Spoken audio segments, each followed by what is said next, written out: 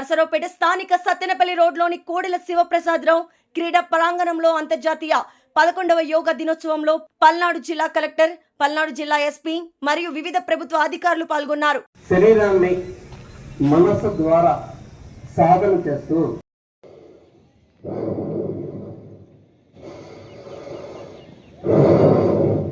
ఆ విధంగా ఉండాలి.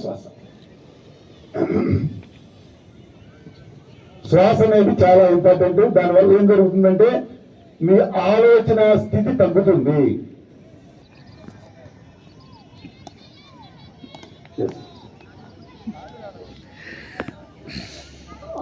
మ్యాక్సిమం కింద కాలు కదలకుండా ఉంటే ఇక్కడ ఫ్లెక్సిబిలిటీ బాగా వస్తుంది. కింద కాలు కదిలితే మీకు తగ్గుతుంది. సిట్టింగ్